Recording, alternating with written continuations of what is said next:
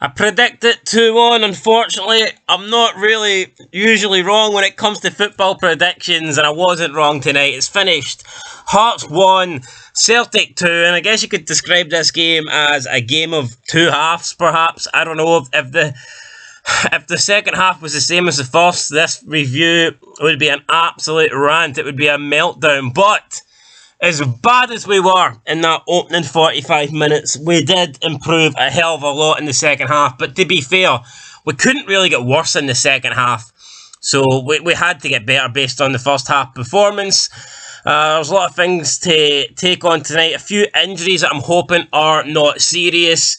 And overall, very disappointing. Whenever you lose, it's disappointing. But when you lose at home, it's extra disappointing. And I felt like we should have got something out of this game, even though first half we were poor. I think we've done more than enough in the second half to try and get a result, but it wasn't to be. And we'll just start through the start of the match and go all the way through to the end then. So straight away, first minute, we get put in. There's a sloppy pass from, I believe it was Juranovic, or was it Taylor? Someone in the Celtic defence gave it away to Boyce. Boyce trying some step overs. I don't know who he thinks he is. Cristiano Ronaldo. He certainly isn't. He then laid it off to Mackay. It was a nice wee layoff, and Mackay tried to bend it in the top corner, puts it about 3 feet over the bar. I mean, it was a good chance in the opening minute, and it was pretty much the only chance we had in the first half. So after that, we didn't really do much. 13th minute, there was a minute applause for the fellow, the Jambo, that unfortunately died. He was 13 years old, so we had a minute applause in the 13th minute, and it was a nice wee scene. We've seen everyone. It looks like everyone in the stadium and on the pitch. I don't know about the referees, if they were clapping or not. They'll probably only clap when Celtic score. But regardless, everyone on the field and in the stands were clapping, and it was a nice wee moment. Then after that, we get Boyce and Starfelt. Boyce is trying to go around Starfelt in the box. Both men fall to the ground, and somehow the referee decides it's a free kick. I seen absolutely nothing in it, but Starfelt was the one who was over Boyce. So if anything, I don't know how he gave a free kick. And I'm not claiming a penalty at all, but I do not know how he came to the conclusion that was a free kick to Celtic. Unbelievable in my opinion. Then after that, about a minute later, terrible defending. Jota is in the box all by himself. He shoots at Craig Gordon, and to be fair, Jota should do a lot better here. He has got so much time. He's got so much time in the world. He can definitely deliver a better shot than this. He doesn't. It's a pretty poor shot, to be fair. It's saved by Gordon. Jota gets another shot about 20 seconds later, and Gordon at the near post. Gordon's forced into a slightly more difficult save. Goes out for a corner. 22nd minute. Michael Smith, the Rolls Royce, has to go off injured. Then the new signing Atkinson comes on, and Atkinson in the first 5 minutes gives the ball away. Gives it away straight to Hatate, and Hatate runs up 30 yards out, hits an absolute screamer, and puts Celtic 1-0 up. So Atkinson just comes on, and his first major contribution to the game was handing Celtic a goal, giving Celtic the assist for the opening goal. Could Craig Gordon have done better? It looked like it went through his hands, to be fair. It looked like he may have been able to get something on it, but you know what? Craig Gordon has been phenomenal for us. I'm not going to sit here and criticise Craig Gordon or throw Craig Gordon under the bus or blame Craig Gordon. Maybe on another day he saves this or he gets something on it, but it was a great strike for Hatate, so I don't think you can really look too much into it. Then we tried to respond. Suter plays a ball out wide to Ginnelly. Good looking ball, and Ginnelly puts a terrible cross. I was going to say put a cross into the box, but it goes out for a goal kick. It was fucking terrible. There was more chance of me finding God than this cross finding a maroon shirt. So Ginnelly, I think, was one of the worst players on the pitch today for us. 35th minute of the match, O'Reilly down the right hand side passes it into Gio Marcus, who looks like he was offside slightly. It was close, but I think he was offside. Gio Marcus gets in front of Suter, doesn't go for the tapping, but instead back heel flicks it into the net. It gets past Suter, it gets past Craig Gordon.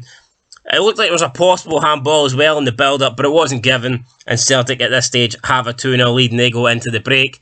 2-0 up, and at this stage I'm thinking, we are fucked. We have played absolute shite, and Celtic are 2-0 up. Celtic, I don't think, they weren't great in the first half, but they were certainly better than us, guys. We done absolutely nothing.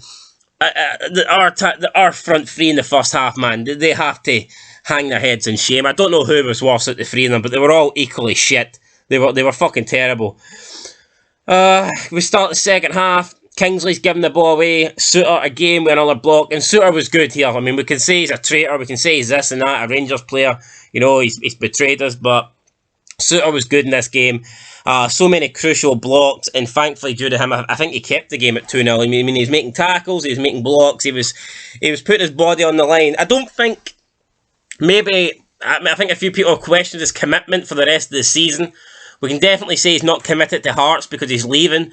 But in terms of the effort that he gave tonight, I don't think we can say that he didn't try or he didn't give 100%. Because to me, I thought Suter was our best player, if I'm being completely honest. Move on a couple minutes later, 40th minute, a good ball through the middle.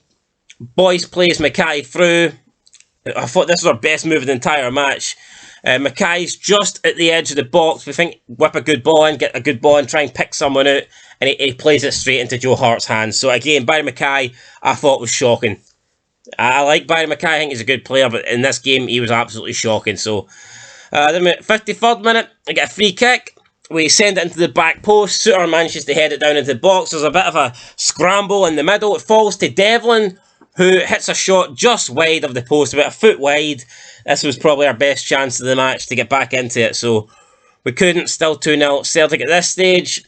And then it was O'Reilly, played through Juranovic in the 55th minute, forcing Gordon into a save from a tight angle. I mean, you'd expect Gordon to save this, but he can only do what you expect him to do, and he made the save here. It was decent.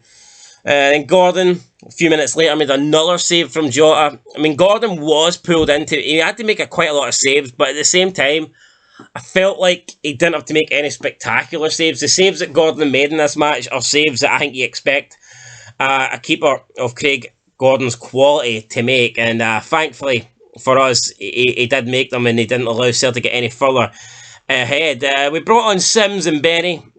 Sims, who we just signed earlier today before the game, and I thought that's when we really improved, when these two came on. I thought Sims was really good up front, big physical player. He was controlling the aerial battles, he was winning the majority of his headers, contesting balls, which is something Boyce wasn't doing at all.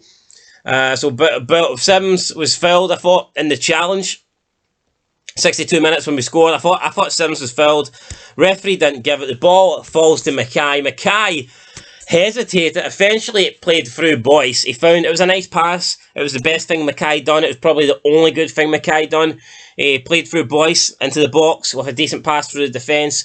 Boyce then has Sims. He can just square it across the 6-yard box into the path of Sims, and it's a guaranteed tap-in. Boyce decides to go on his own. Thankfully, he scored. Pegs Joe Hart, but if Boyce didn't score this, he'd have been getting all the abuse in the world, and rightfully so, because it's an easy goal. If he slots it into Sims, it's an easy goal, but Boyce decided to go himself, and he scored, and definitely could tell the tide was turning in the game. We were getting a lot more into it, and Celtic were crumbling. As soon as we got the goal, Celtic did start to feel the pressure, and at a stage I thought we were going to get something at the game.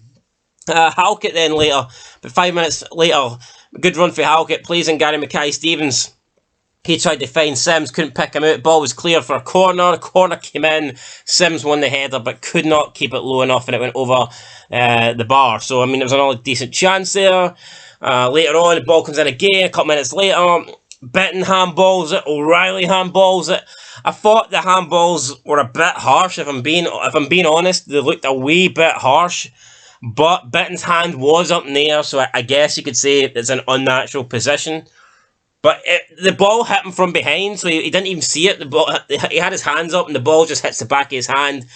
So it's a bit unlucky for him, the fact that he didn't know much about it. But at the same time, you could say, well, his hand shouldn't have been up there. It is what it is. Liam Boyce decks up to take the penalty, and he hits the post, and it somehow hits the edge of the post, goes across the goal line, and goes out for a goal kick. Unbelievable. Great chance for us to make it 2-2, and Liam Boyce, this summed up his game. It wasn't great. Apart from the goal that he scored, he done absolutely nothing. He was shit. Then Halkett went off injured. It looked a bad injury, I'm not going to lie. I'm a bit concerned here. Perhaps now the price of suitors went up for Rangers, because with Halkett out, Smith also went off injured, potentially out. Can we really afford now to let Suter go? It's a tough one, guys. I don't know if we can. We might need to keep him. We might need to refuse 500k, even if it is offered for Rangers. So I'm hoping it's not a serious injury, because I thought Halkett had a good game. He was solid. He was one of our better players today. But we'll have to wait and see how the injury goes. And then we did create half chances from this stage on out. We did get the ball forward, but we just could not find a way past Joe Hart for the goal. There was 6 minutes he had it on time. And we didn't, nothing really happened, and it was a lackluster 6 minutes. You think when 6 minutes Scott's had it on, you think we're going to get one more chance, and that chance never really came, and it was disappointing, guys.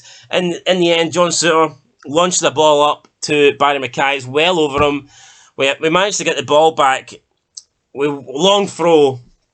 It's cleared away. Benny's about to cross it back in, but the referee, John Beaton, blows the full-time whistle, and it finished. Celtic 2. Hearts 1.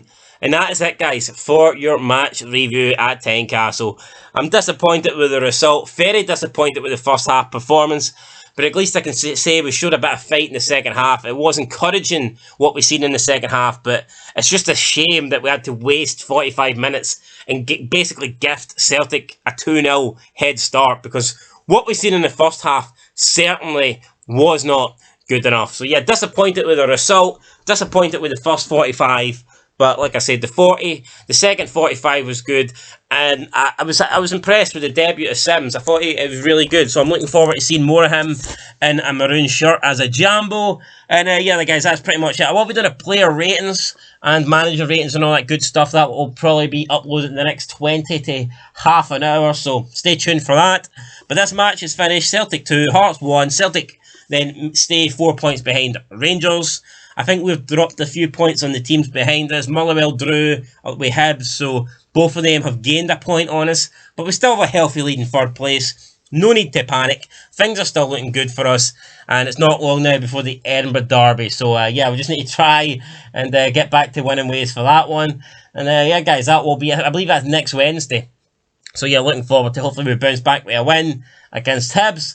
And that's it. I thought Celtic were good first half, but again, when you put them under pressure, when you score, they do seem to crumble, and they did crumble in the second half, but unfortunately, we couldn't take advantage of it. Boyce missing that crucial penalty. If that penalty goes in, who knows?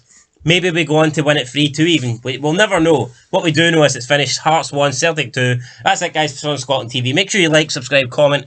Let me know what you thought of the match. Now, for me, I gave the man of the match to O'Reilly. I thought he was really good in a Celtic shirt, but if I'm just basing it on the Hearts players, for me, I would have to give man of the match to Souttar. I thought he was really good tonight. I thought he made some crucial blocks, some good tackles, and yes, it's a shame. It's a shame that we're losing him, because he was one of my favourite players. So yeah, it's a shame that we're losing Souttar, but that's it, guys. Celtic 2, Hearts 1. Fucking sucks, but yeah, I mean, at least I felt like killing myself after the first half, but at least the second half we showed a bit of fight, and we made up for that lackluster 45. But that's it, guys. Till next time, thanks for watching, and peace.